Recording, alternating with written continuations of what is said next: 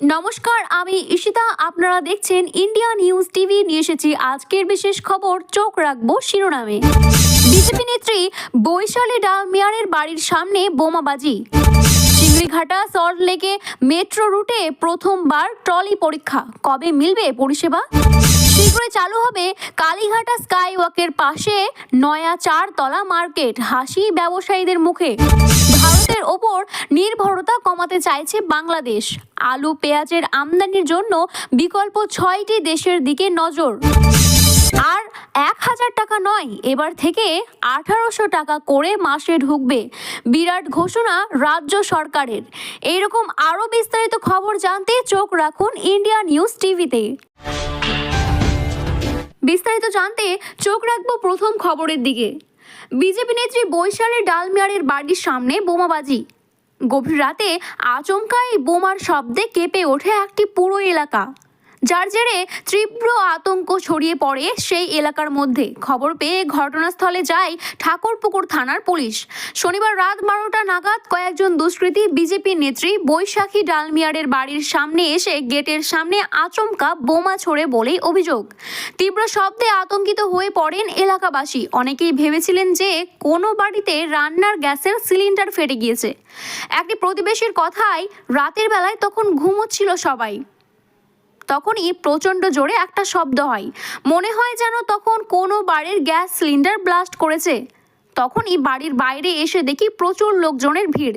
এলাকাবাসীরা যখন বুঝতে পারেন যে সেখানে বোমাবাজি চলছে, তখনই তারা পুলিশকে খবর দেন।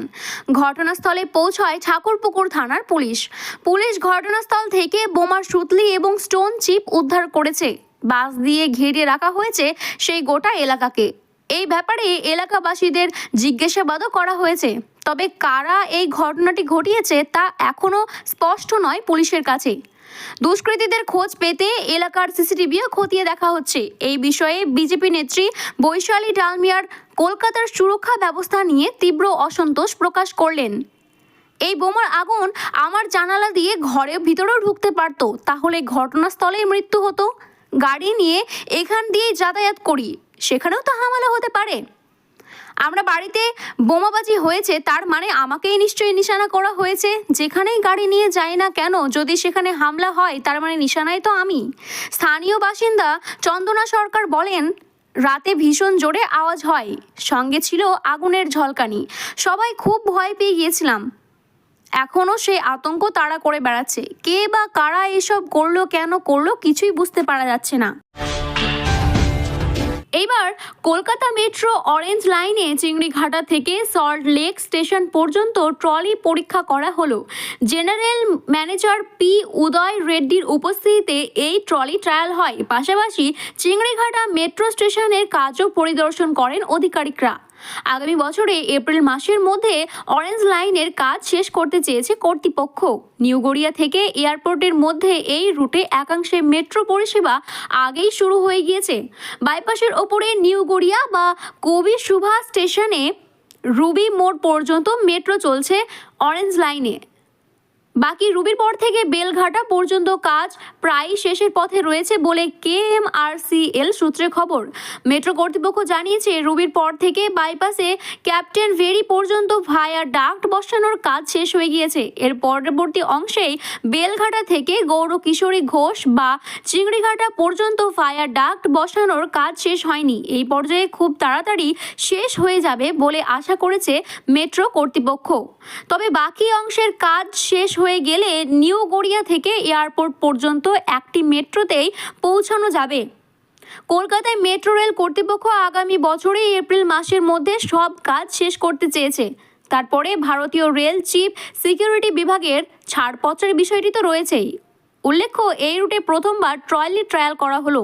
কর্তৃপক্ষের তরফে জানানো হয়েছে, শনিবার চিংড়িঘাটা গৌরকিশোর ঘোষ স্টেশনের কাজ পরিদর্শন করেন কলকাতা মেট্রো জেনারেল ম্যানেজার।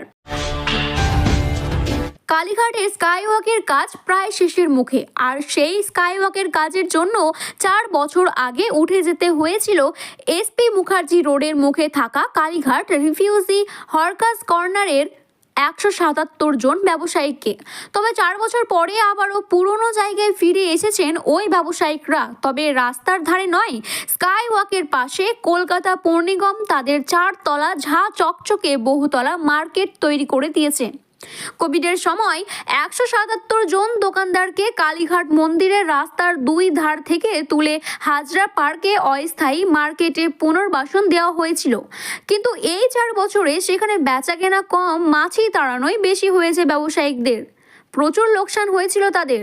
বদ্ধ পার্কের নাম মাত্রই গ্রাহক আসত। সম্প্রতি কলকাতা পৌর নিগমের তরফে ব্যবসায়ী সমিতির সঙ্গে বৈঠক হয়। সেখানে কবে তারা নতুন মার্কেটের স্থানান্তর করবে তা জানতে চাওয়া হয়েছিল।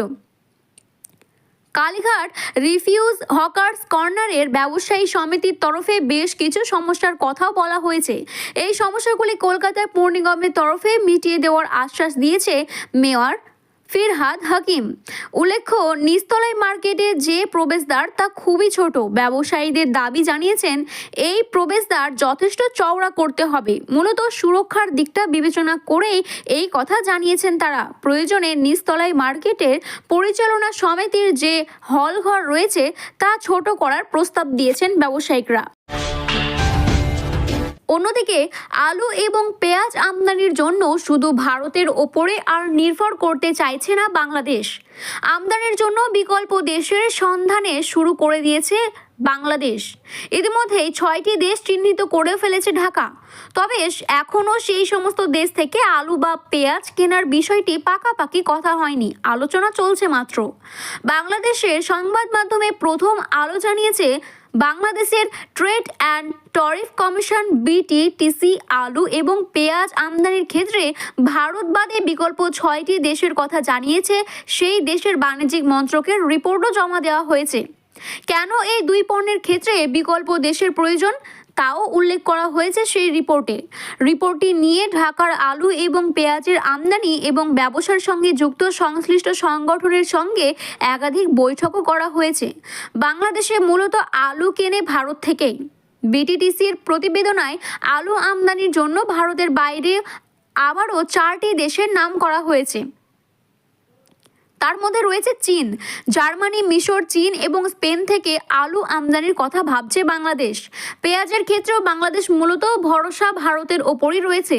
তবে চীন, তুরস্ক এবং পাকিস্তানের থেকে কিছু পেঁয়াজ কিনে থাকে ঢাকা। BTTCর প্রতিবেদনায় পেঁয়াজ আমদানির জন্য ওই 3 দেশের নাম করা হয়েছে। কেন হঠাৎ ভারত নির্ভরতা কমাতে চাইছে বাংলাদেশ? সম্প্রতি বাংলাদেশের সংখ্যালঘুদের ওপরে অত্যাচারের অভিযোগের প্রসঙ্গে নয়া দিল্লি থেকে ঢাকা সম্পর্কে কিছুটা অবনতি হয়েছে। সংখ্যালঘু সন্ন্যাসী চিন্ময় কৃষ্ণ দাসের গ্রেপ্তারি এবং তার পরবর্তী ঘটনা প্রবাহের উদ্যোগে প্রকাশ করেছে ভারত।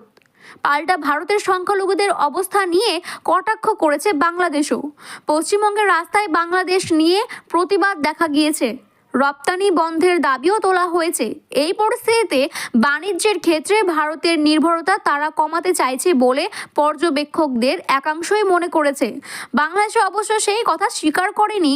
তবে ঢাকার আধিকারিকদের মতে ভারতের আলু এবং পেঁয়াজের দাম গত কয়েক মাস ধরে ঊর্ধ্বমুখী।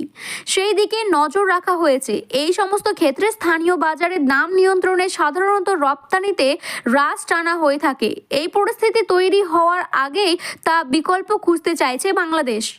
BTTCর চেয়ারম্যান মাইনুল খান প্রথমে আলোকে বলেছেন, হিলি স্থলবন্দর দিয়ে ভারত থেকে দিনে 40 থেকে 50টি পেঁয়াজের ট্রাক আসতো। এখন তা অনেকটাই কমে গিয়েছে।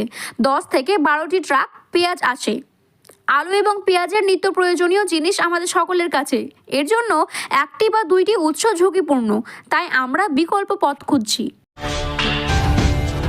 রাজ্যের গরিব এবং সাধারণ মানুষের আর্থিক এবং সামাজিক সহায়তা প্রদানের উদ্দেশ্যে পশ্চিমবঙ্গ সরকার একাধিক জনকল্যাণমূলক প্রকল্প চালু করেছে।